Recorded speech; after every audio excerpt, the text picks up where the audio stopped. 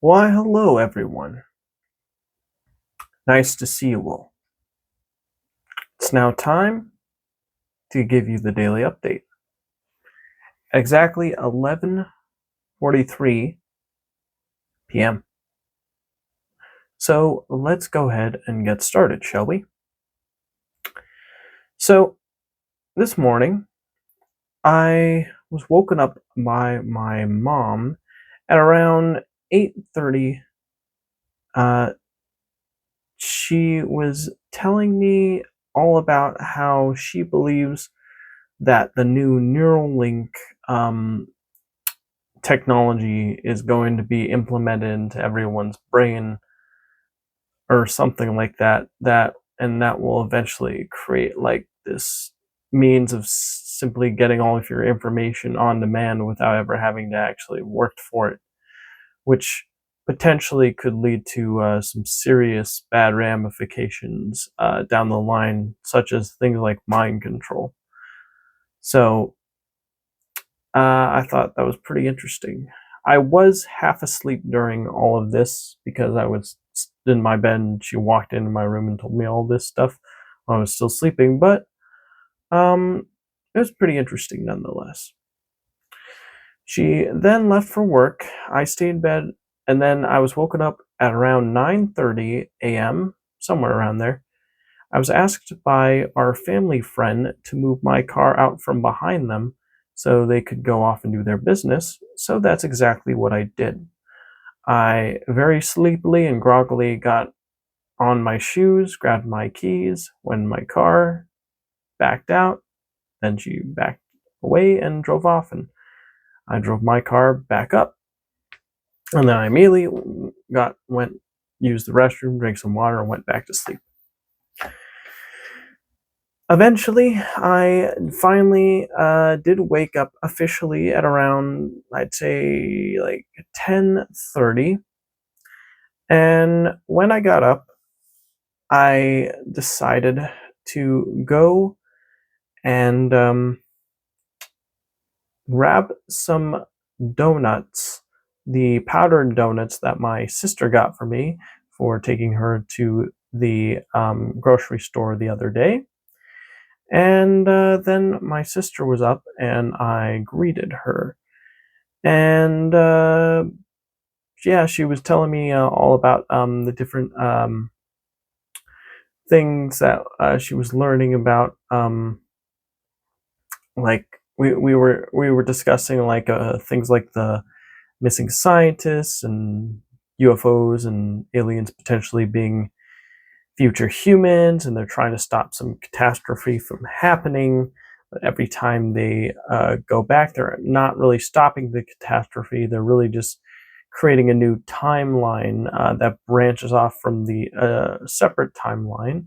So really, they're not really stopping anything. They're just creating a new version of reality. And yeah, it was a pretty interesting theoretical discussion. I then told my sister about this new video that was released by Mr. Dr. G on YouTube, a forensic and psychological body language expert who goes over footage of different political figures and maybe some famous cases, some court cases, and he basically just reads the body language and tells us what the subject may or may not be thinking or feeling based off his opinions and based on what he knows about body language. His videos are very interesting and very engaging. He's recently been covering two prominent topics recently. The number one, of course, being the Epstein files, and then the number two being this current batch of UFO files that were recently released. So he covered the original first two NASA missions that happened in like the late 60s, early 70s, going through NASA transcripts and press conferences and talking about like the interesting behavior of the astronauts. And now with this new footage, this new video he made, he was talking about this new crew and how they seemed like they were totally used to what may be happening to them up in space, as if they were briefed on what would be happening, and that they knew exactly like how to approach the situation compared to the previous batch of astronauts. Like they looked a little more sure of themselves and less startled or like concerned. I like to think that maybe they were shown some footage or were told by the former astronauts about what they saw, so they perhaps had a better chance at knowing what to expect. And because of that, since they were more mentally prepared, they weren't as likely to be more frazzled or spooked like the other batches of astronauts were. So I just thought that might be an interesting theory. Don't know if it's necessarily true, but it's a compelling argument for sure. In this new batch of files he went over the footage, unreleased footage and audio and transcripts of these new batch of astronauts. Um, Another batch that went and traveled around the moon, how they saw things that they believe reshaped their understanding of the universe and our place in it. And then they were talking about how like there was like a bogey. There was a different separate like astronaut who was like in a separate mission, who was describing this strange bogey that was like following him and then going off. And they saw many different what he described as particles like surrounding his ship. Um, and then both scientists and all I'm sorry, I think I keep on saying scientists, astronauts, my bad. And then all of the astronauts describe like having these strange like flashes like happen to them like during their trips to the moon or their time in space, as if like they're like being like a flashlight shining through their spaceships, which I thought is really interesting. It could be some form of like natural space phenomenon that we're not 100% sure about because we don't really know that much about how space works with our electronics. But regardless, it is a very, very interesting batch of files that he went over. He then went over some UAP footage that was captured on US drones that was hidden from the public and wasn't released until recently, showcasing unexplained flying phenomenon throughout the skies of like different locations. And basically, he was expressing his opinions on what he thinks some of them might be. He did concede to some footage, saying it might be very advanced, commercially available drones that are being mistaken for more advanced flying craft. And he did talk about that star-shaped craft and said, while it is visually interesting, it could just be it's giving off so much heat that it's appearing as if it's a flare to the camera, and because of that, it means it's hard to trust this bit of footage for being something other than perhaps a very dazzling version of a prosaic object, but maybe a prosaic object. I will admit the star-shaped UAP footage is probably the most visually stunning and compelling looking footage that's available out of all of the recent footage dumps that were released to the public. I will admit that. But in terms of it being something that I would say, oh, that's truly anomalous, or oh, that's aliens or UAP or whatever, based on how it was performing in the video, it had like a little stream of like heat exhaust coming off of it, and it was like going around and doing this and that, and then went off into the corner of the screen at the end. Based on that kind of behavior, perhaps it was just some sort of like, man-made object that was just so hot it was appearing as a type of shape on the camera, which was a infrared drone camera, by the way, that was used to film this object. And then once it launched away out of frame, the star shape disappeared and it started looking more like some normal looking object. but normal is, relative because it was kind of hard to see really what it was. I will say, also seeing exhaust coming off of it does make me raise an eyebrow, because you would think for something that is supposedly supposed to be super advanced, or maybe from a civilization that is beyond our comprehension, they would have figured out how to not use exhaust or immense amounts of oil by now. They probably would have been like, yeah, we just, instead of doing all that, we know how to travel through, you know, insane distances, because we figure out how to deny physics and all that stuff. Like, you'd think that a civilization that advanced would need a ship with an exhaust, coming off of it. And I've seen plenty of UAP and alien stories out there where every time they look up at like a ship, they always say no sound, no exhaust. It just kind of moved and did whatever it pleased, and that's what makes it anomalous. And so, even though the visual of the moving star itself was very cool, me personally, I'm not convinced that's a true UAP. Now, there is some other footage that he did go over that showed different objects performing and doing certain maneuvers that I would deem very unusual. Like, there was one object that was like doing this and then going up and spinning around. And yeah, I mean, I could see that being like an advanced drone that's commercially available. Because like, I think if like you've seen like what drones can do nowadays, and he even says this in the video, by the way, drones do some unbelievable things now. And so that could easily be explained as a drone if, like, what to look out for. But the older the footage gets, the less likely it seems that's the case, because we didn't really have commercially available advanced drones at that point in time. So I find the older footage to be more compelling, and I find the newer footage to be more, I would call, debatable, because sure, they did release it to the public as a UAP, which means that despite all of their advanced identification technology and professionals on board, no one could identify what these objects were. So that does leave credence to the fact that these could be some form of anomalous uh, object. But on the other hand, I mean, who's really working to identify these? And, are they really savvy to what's available to our, you know, current high tech standards now? I mean, I would like to think so, because they're getting paid a lot of money to do their job.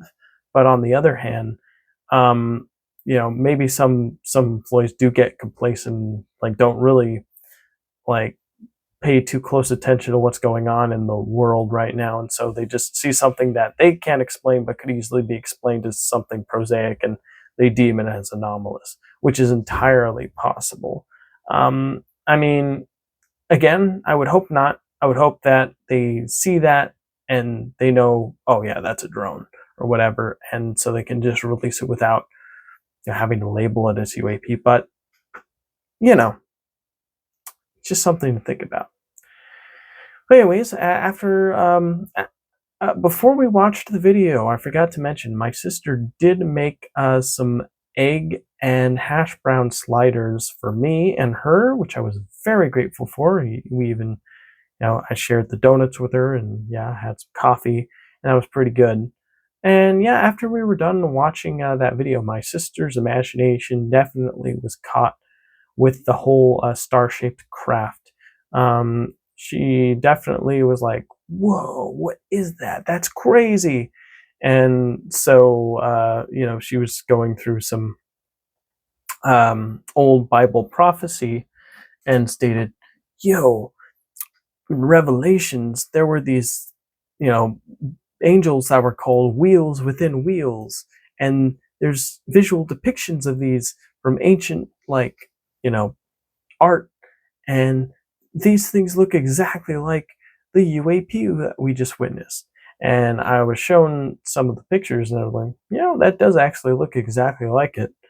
Does that mean I'm swayed to believe that this is indeed some kind of angel? I mean, it would be cool if it was. Not sure if angels give out exhaust from their rear end when they fly, though. That would be funny, but I don't know.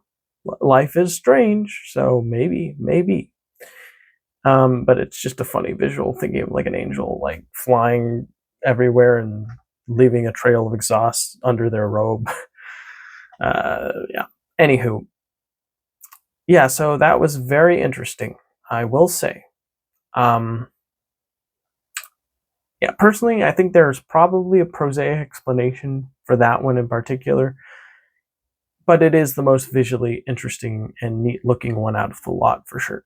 Now, good news about the UAP files is not the last batch. There is apparently more on the way, and based on what some insiders, like I think Tim Burchett, like one of the U.S. congressmen who was allowed to witness some of the more anomalous UAP footage available in briefings and skiffs, he himself did say that what he saw was crazy and that the public has a right to know. And what footage he has seen, like he believed it would cause the country to come unglued and be set on fire. So I just think those comments made by U.S. Congressman who was shown some things definitely does make me raise an eyebrow and makes me think, wow, is there really something that's earth-shattering, reality altering, that it would cause a guy like him to say something like that? Um, Needless to say, I'm very interested and hoping, real hoping, that when the next batch releases, which apparently I hear it's coming Friday, even though I did ask Google, and Google did say that the next batch is 30 days after the first batch, so I don't know who to believe.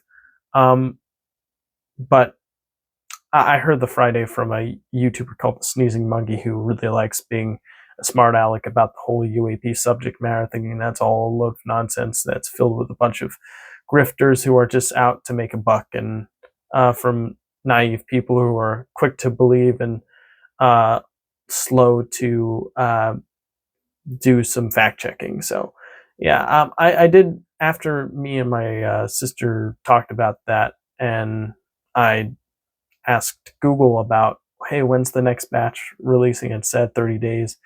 I need to use the restroom. When I went in, I then watched the Sneezing Monkey live stream he was doing. And I like seeing all sides of the argument. I don't just like subscribing to the aliens are real and no one can tell me otherwise. But I don't like, and I also don't like, yeah, there's no intelligent life out there. Humans are the only ones that are smart. I feel like both sides of the argument, like, I feel like it's not really helpful to just pick a side. Instead, I go for the leave an open mind approach, take data in, compare, contrast, think about what makes sense and what doesn't, and check and recheck sources to see if certain things line up or if certain things are clearly bogus.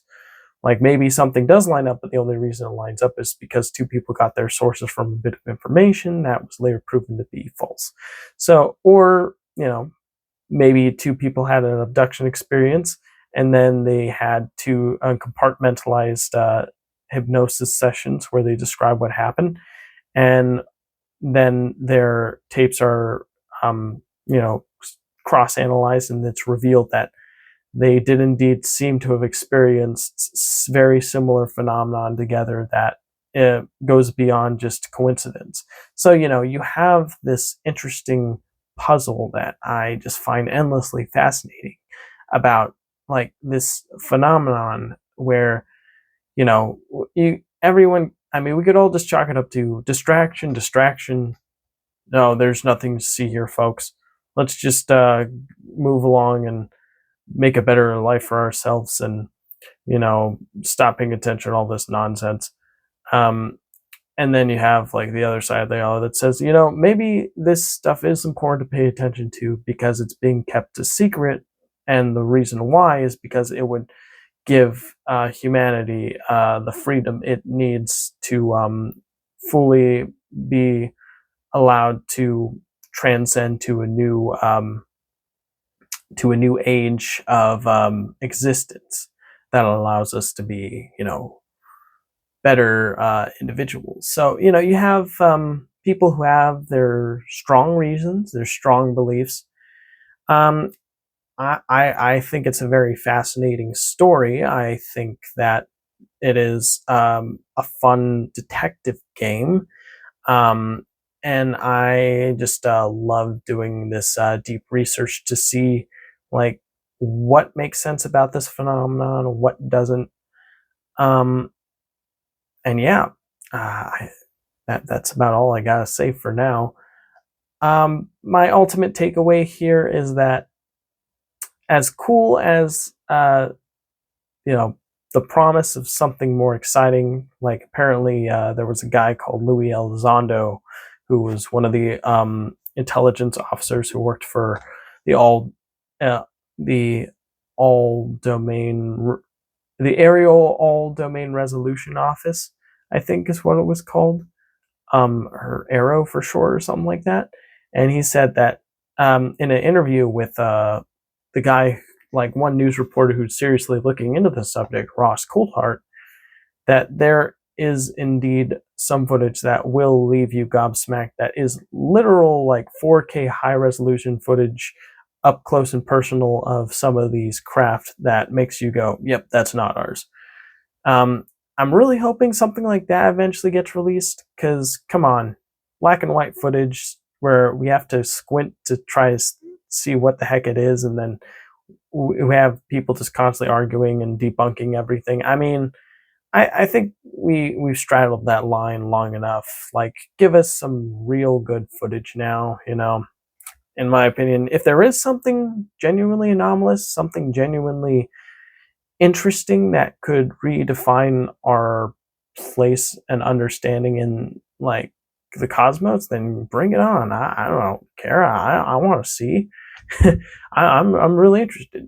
I mean, as long as it doesn't compromise, you know, um, the safety of like everybody on Earth, and I think we should know what's going on. But anywho, moving along.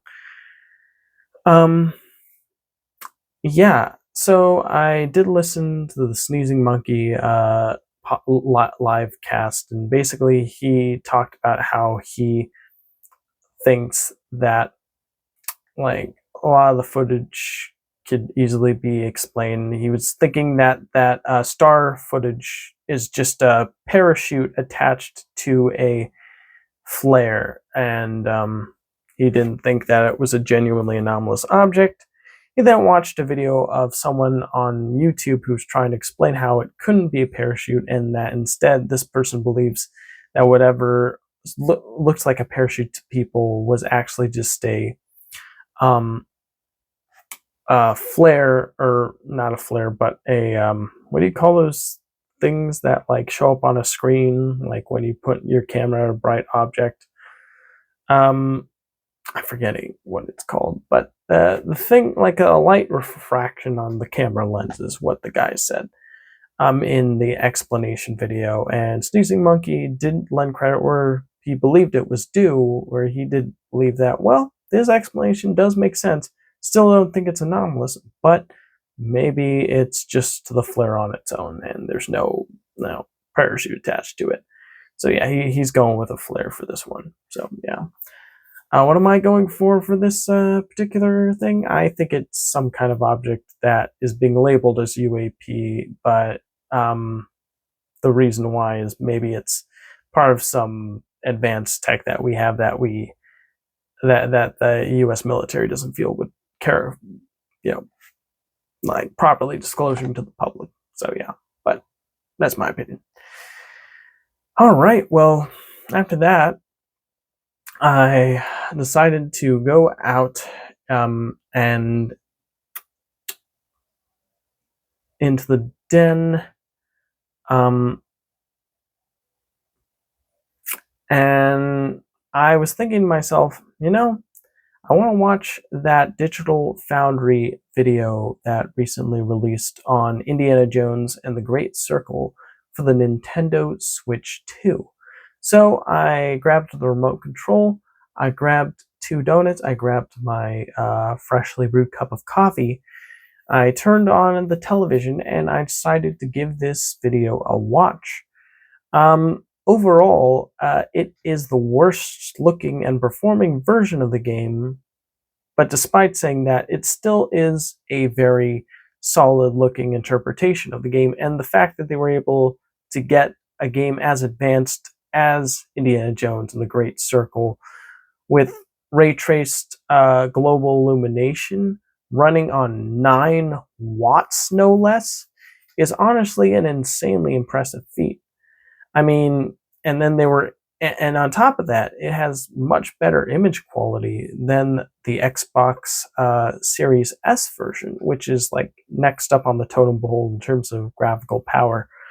And I think that's very, very impressive. And the coolest thing that I learned from that video was the fact that this game, the entirety, despite it being well over like 140 gigabytes on the Xbox Series S, is only like 62 gigabytes on the Switch. And on top of that, or Switch 2, they decided to print the entirety of the game on a game card. So that means this game does not have, a key card, which means it's just a download code disguised as a game where you put it in your Switch and it just tells it to download the game off of the internet. No, this is the actual game in its entirety on one card. So for preservation purposes, this is really like the only version of this game that is preserved in its entirety on a single piece of media. All the other versions, the Xbox Series X, S, PlayStation 5, 5 Pro versions, and PC versions, all are downloaded directly off the internet. Even if you get the quote-unquote physical copy, those only have some setup data like printed on the disk, and then the rest you have to download off of like the servers, which means that there will come a day when those servers will eventually go offline, and if you weren't lucky enough to download the game like before those servers went offline on your console of choice, then that game's gone forever, which sucks. But the Nintendo Switch 2 version will not be part of that tragedy. It will be the only version of the game to have the game available forever for as long as you own the physical card. So I just think that's incredible. Kudos to Machine Games for going above and beyond and doing something like that. They have my utmost respect. Preserving art is very important, in my opinion. If we just treat art as disposable and like it can go away at any time and not be saved for future generations to experience, I just think that's a real shame. People might not value it today when it's brand new. They're like, oh, I'm going to take that for granted that this thing's available anytime I want. But, that's now. There might come a day when it might not be available. And then what are you going to do, So just food for thought. But yeah, pretty awesome. Moving along. After watching that video and getting all that information in, I decided to work on my little animatic for my vlog that I did like a few days ago now. But I did something that I probably shouldn't have done, and that's that I decided to listen to a new Billy and Mandy versus video / podcast with Maxwell Adams and one of the story bars that worked on Billy and Mandy freelance style. Sadly, I don't remember the story bar's name right now. I feel kind of bad about that, but it was a really funny and enjoyable look into the behind the scenes process. I feel like a lot of the time when these shows are explored, you never really get a sense of what it was like to be there. all you get is the final product a lot of the time. The closest thing you get is like, maybe there's a Comic-Con panel, or maybe like a fan holds a little convention where everyone can gather around and just talk about like their experience making the thing that they made.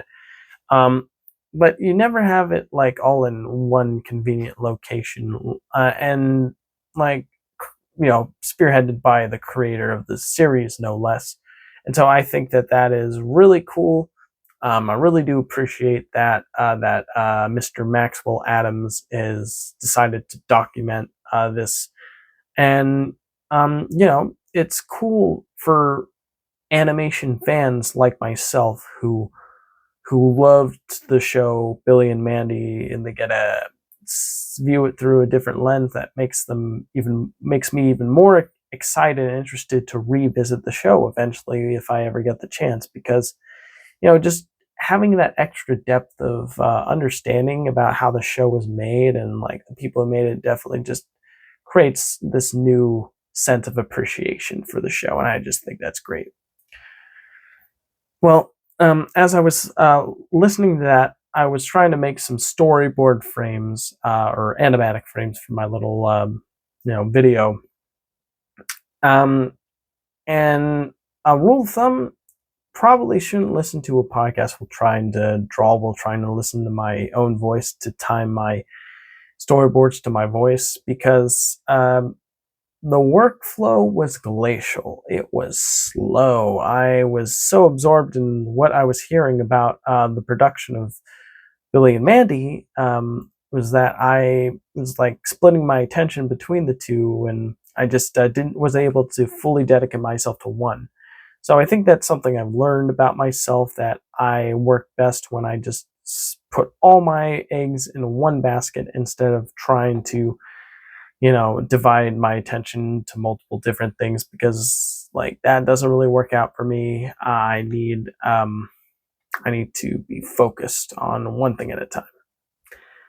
I did learn though that there apparently was a joke in Billy and Mandy that a fan asked Mr. Maxwell Adams about, where he said, "Hey, how do you get away with this joke like about like Chokey's chicken or something like that?"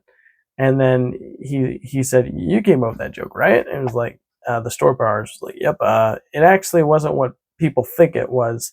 I actually was friends with someone named Chuck, um, who just so happened to be owner of like a chicken farm, and so we thought maybe like we'd kind of pay a nod to him, but change the U to an O. And then like Maxwell was like, "Yeah," and then like I called the censors to say, "Hey, is this okay?" And then they were like, "Yeah, it's based off a real person." That's kind of a cute way of paying tribute to them. They're like, "Okay, well, all right, here we go."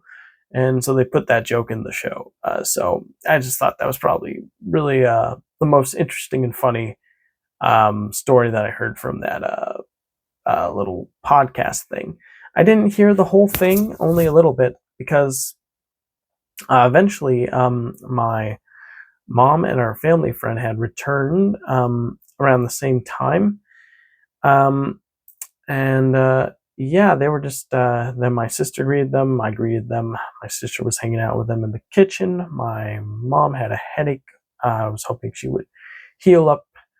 Um, as they were hanging out, I was watching this documentary on YouTube about called like 1 Billion People Live Like This, the slums. And basically it was a documentary about how people are pushed out of comfortable living situations, like homes with like cooling, heating, running water, plumbing, things like that, and they're forced to essentially perpetually camp for the rest of their lives, in plastic tents and um like coolers and outhouses and things like that. It was really eye-opening seeing this video, because that could be any of us. And the thing is, like in this increasingly financially tough time we're living in, that number could easily start rising at any second, which is, it is the product of the current circumstance that we're in right now. And yeah, I mean, at the end of the day, as long as like you keep on pushing forward and living to see another day with a good attitude and positivity, then I think that's the most important thing.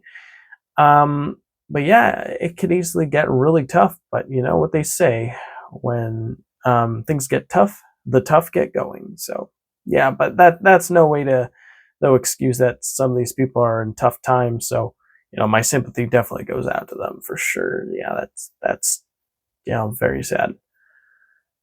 But then yeah, I paused it. I then went over and I decided to rub my mom's scalp to help her with her headache. Um, and we were talking about what we were talking about in the morning, me and my sister with my mom and our family friend, about like how AI data centers seem to be taking over, and like aliens might be from the future humans, and all this stuff. Our family friend was very blunt, said, I have better things to do with my time than this. I'd rather use this time to study for my tests and get my degree than pay attention to these crazy conspiracies.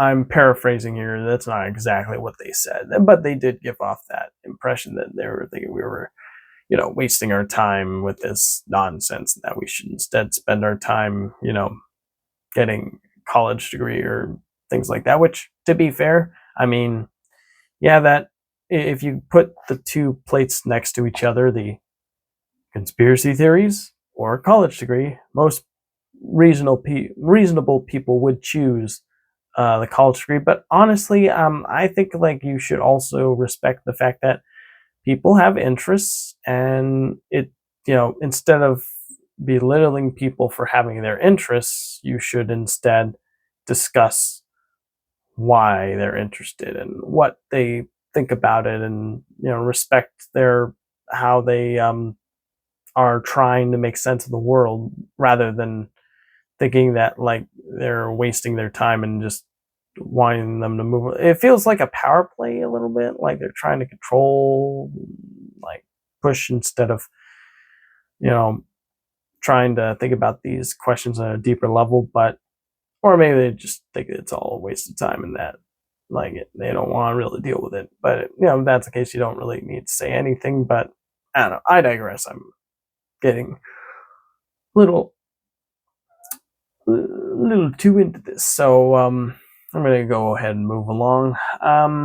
Eventually our family friend decided to go to the store, or my mom went back to work.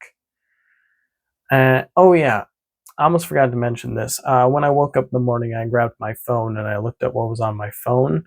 Apparently, there was like this demo being shown of like a robot doing factory labor on a live stream nonstop for like it started off like around the 40-minute mark, and like I checked back on it, like the live stream, when my mom and family friend arrived, and it was like at the 5-hour mark. So basically it was and it was showing like how many packages it was doing in that amount of time, and last I saw was like around 15,000 packages by hour, you know 5. So yeah, we were just showing that as part of the proof of what we believe, in terms of like the rich powerful people wanting robots to take over, so that way people who need jobs don't get those jobs. But then if that's the case, then who's going to buy their products if there's no one out? I guess they'll just sell it to their rich buddies and rich families who are already well off, and say pew pew to the little poor people. So it's a pretty you know interesting situation for sure, very interesting. Yeah, but anywho, when they left, I was listening to a Jesse Michaels podcast where he was interviewing two men who were talking about their UFO abduction case from the mid 1970s. They were apparently in their mid-20s back in the 70s, so that would mean they're in their like 70s now. And basically, they were talking about how they went on a camping trip, and they had rowed their boat off into the middle of the lake to get some fish to cook. But then there was what they describe as some strange plasma orb that appeared near them, and when they saw it, they were like, "Oh my gosh!" And then they turned around to look at the their campfire, which was very high at the time. It was a very the flames were up, and they looked around and they saw a plasma ball. And then when they look again, it's kind of like if anyone's ever had that dream where you close your eyes and when you immediately open them and like it's the next day, it was like that. Where when they turned around, the fire was much lower, as if it had been burning for 3 hours, and the embers were starting to be the only thing left, and they were closer to the shore. And they all were super confused about what the heck happened. And they didn't really know what way to explain it. So two of them decided to go on hypnosis, go under hypnosis to try and understand what happened. And basically, they described being put into a craft under examination where they had some samples removed from them. And yeah, and then they were sent back on their ships. And then when the beings left, they were brought back too. And yeah, it was a really interesting story for sure. Maybe go, well, wonder what happened there. I mean, then they were like promoting like a book. I'm like, oh no, are they grifters? Are they just trying to sell a book and they're just putting on this fantastical story to make people interested? Because if that's the case, then my believability for the story is starting to go down. Because as soon as someone's like trying to make money off of something, it's clearly very fantastical and hard to believe. It makes me hard to believe the story because it's like, I mean, you wouldn't want to make money off of a traumatizing event that happened to you, right? I mean, though, I guess that's not completely entirely the case. If something happened to you that was troubling and you decided, I need to let other people know about it so they can be strong in situations like that or relate to it, and then you release it like as that, then, I mean, you are making money off of your own trauma, but you're also allowing people to kind of process theirs by reading the book and stuff. But this one, when it comes to something more fantastical like UAP encounters or experiences, where they say, "Oh yeah, we had the transcript for our hypnosis sessions," or we don't remember too well. We what they said was, "Yeah, we they actual recordings. We don't know what happened to them, but most of the transcript of what we said's in the book." And like when I hear that, I'm like, are you just trying to sell me the book? Because if that's the case, then I don't know how much I could believe your story. But based on their recounts of what happened, it did seem at least very interesting, I would say. But I'd have to do more digging on these two to really come to a better conclusion to say, no, yeah, there was some validity to what they were saying. But I'm not 100% sure. I then heated a. I ate some Cheetos, baked Cheetos that tasted kind of, I would describe, stale for some reason, with a Dr. Pepper Zero Sugar. While I was outside listening to it, then I decided to heat up some waffle fries in the air fryer in the back room. I didn't like how they came across when they were baked, but when they were air fried, they were a little better. But I feel like there was some kind of weird residue on them. Like, I looked up the ingredients on the back of the packaging, and it said there was like dextrose in there. And I don't know. I know what a fresh French fry tastes like. So tasting these French fries, I could definitely tell there was probably some kind of preservative powder they put on. So that was pretty annoying. I didn't like that. But anywho, after eating that, which was mostly good, other than the weird kind of powdery residue I would describe, I went back into Oh yeah, and I had a Snapple lemon to go with that. I went back into the house where my mom was watching the documentary that I was watching. I said, I'm going to go for like an hour long walk. I'll be right back. So I went for a walk. And as I was going for the walk, um, I remember I wanted to listen to another podcast, but when I got on my phone, it wasn't connecting to the internet, which made me go, what the heck? I thought I paid for my phone plan. What's going on? So I went back home and I found out that apparently I got a text from my phone company saying, you have changed your payment method. Um, and the thing is, they have this deal where if you put on auto pay, you get a $5 discount per month. But for whatever reason, sporadically every now and then, they say, you have changed your auto pay method. And then I have to buy the service for the full amount again.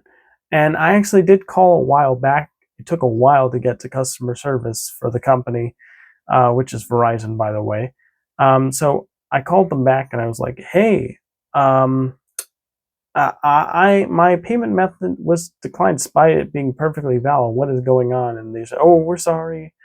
Here you can have the money that you were supposed to save back, and everything will be good from now on." It'll be okay.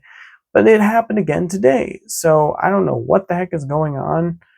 Um, I mean, I've been with this company for a while, but part of me wonders if I should just move on and go with a different company because they keep on doing the whole "you change your payment method" like shtick, and I'm not, seems really suspicious if you ask me. But I don't know. I'm going to my payment method. We'll see what happens. Um, it's the kind of thing where like, it only happens once a month at the same time. That's $5 that now I could call customer service, let them know what's going on, hopefully get it back, But that's if I really want to. We'll see. I guess every penny counts nowadays, right? But anywho, after I was done with that payment, I chilled out with my mom and watched finished that documentary that we watched, the Slums documentary, and then our family friend went up and said, "Hey, by the way, there's this movie called Get Help that recently released on Hulu. Maybe we could check it out." I'm like, "Oh, sure, yeah, let's check that out." So she said, "All right," and he made a quesadilla, and then I decided I would go ahead and make some homemade popcorn with ghee and salt, and it was pretty good. I had a Fresca to go with it. Our family friend had a Fresca. I asked my mom if she wanted one. She said no. Um, and then we watched this movie, Get Help, which I have to say was a very cool movie, very unique movie. There was lots of twists and turns that I was not expecting. For those who don't know what this movie is about, and don't worry, I'm not going to spoil it because that's half the fun of this movie. It's about this lady who has worked for this company for like a really long time, and she has like gone up the ranks, and she's supposed to be vice president for this company, right? But then the CEO of the company is replaced with his son, who clearly doesn't respect her, thinks she's like someone like that like is worthy of being his vice president. He'd rather his friend be the vice president because he gets along with his friend, but he doesn't really know this lady and doesn't really find this lady like someone he could work with. So basically, just even though his friend's only been employed at the company for 2 months, and she's been working at the company for 7 years, and essentially carried the company on her back. So clearly, it's a really unfair, toxic situation going on. Um, and but the guy does concede a little bit and allows her to go on the plane ride with them to their next big meeting, and she's hoping that this could be part of her next big break. So she decides to go, and while she's on there, these guys they're watching a video that she apparently published of her Survivor audition, because apparently she's a huge Survivor nerd. She likes the show Survivor, and they're all laughing at her because they think that she looks ridiculous, in the video. But then suddenly, the plane catches a snag and ultimately causes everyone to fall out except for the boss and the lady. And now they're stranded on a beach where, because the lady is familiar with survival and knows how to make her way in this environment, she takes charge, and the guy has a broken leg, and now he has to essentially rely on her. And he's like being a huge jerk about it, but she's trying to make it work. And then the movie's about their experience together, trying to survive this island. And that's all I'm going to say. Normally, I get deep into the gross with these kinds of movies, where like I like talking about, ooh, I like that, I like that. But this is the kind of movie where I highly recommend that the less you know about it, the better, because it has a really interesting twist by the end that I was like, whoa, that makes sense. Like when I saw it, but and there were clues hidden throughout that I didn't really pay attention to until everything culminated. And so, yeah, highly recommend this movie. It's available on Hulu. If you have Hulu, definitely check it out. It's a real solid film, and it's directed by Sam Raimi, who, for those who don't know, directed the Spider-Man trilogy, which, in my humble opinion, is one of the best trilogies of all time. Of course, people give the third one so much trouble. Like they're saying, ooh, it's not as good as the first two. But personally, um, isn't perfect? No, definitely not. There's lots of problems with it. Too many villains, rushed subplots that don't make sense. It's just, you know, especially with the whole Venom, Brock thing that just felt like they were thrown in there at an executive's request. And yeah, it just felt really messy. But honestly, compared to a lot of the superhero films that do come out now, it feels really tame and more focused in comparison, which is crazy to say because that was, at that time, it seemed unfocused and confusing. But now when I watch it, I honestly enjoy the third one as much as I do the first two, despite its flaws. I just think that people were so spoiled on good storytelling back in that time that when something came out that is pretty much a dime a dozen today in terms of, you know, superhero movies that are just too front loaded with too much going on. Um, we were more critical of it and less critical we are now. Although I feel like now the superhero craze has definitely died down and is not as like, you know, big as it used to be. Like I feel like the last time like the general public was like, yeah, superheroes, let's go, was I mean, I would say probably Spider-Man No Way Home. And that's really only because that's a famous character. But the last real true big event was probably Avengers Endgame. Everything that has come out after that movie in terms of superhero like related stuff just feels really like okay, or I guess nothing feels like it's truly earned anymore, necessary. It just feels like slap more on there and hope no one notices and doesn't ask any questions and consume it and get excited for the next thing. And it's you know not great. I think what they should have done is, okay, we told our story, leave it alone, give it like 5 to 10 years, a good little long hiatus to get people missing it again, and then reintroduce it, maybe a continuation or maybe like a reboot or whatever. And then that gets people excited because now they can show their kids or the next generation, hey, this is what I grew up on. But because they just couldn't leave well enough alone, they just had to keep on pumping more out. And I think Disney just got way too greedy, and now the superhero market's just so saturated, and there's just too much, and it's just exhausting now. It's like not fun anymore. It used to be fun between when it was introduced in 2008 all the way to the late 2010s, but now it's just, it feels like when you eat just the right amount of potato chips, you're like, that was satisfying. I liked that. But now it feels like when you eat just way too many potato chips, you feel all lethargic and full and slow and brain foggy. You're like, oh, why do I eat so many potato chips? I feel so unhealthy.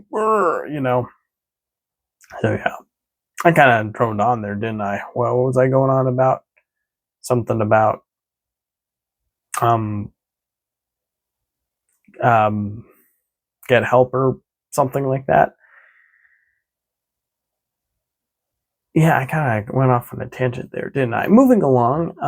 So yeah, after the movie was done, um, I was complimented on the popcorn by my mom and her family friend, my sister. They said, "Oh, that's really good." I was like, "Thank you." Um, I then said goodnight to my mom, my sister, her family friend, and then I decided to get ready for bed. I took my vitamins. I brushed my teeth. I decided to take a shower tonight, so I won't have to worry about it tomorrow. I did some stretches before going to sleep, and now I am making this video. So that's pretty much the day in a nutshell overall. So overall, I'd say it was a pretty decent day off. I have to admit, I actually thought I uh, did go to work today. But right when the time was coming up, I checked my schedule. I was like, oh, no, I don't. Okay, I have Wednesday off. All right. So, yeah, that did give me a little bit of a stir. But, yeah, don't have to worry about that. So that was good. All right, well, that's going to do it for now. Thank you for watching. I very much appreciate it. And I will see you in the next video. Take care, everybody, and have yourselves a great day, morning, or night. Bye.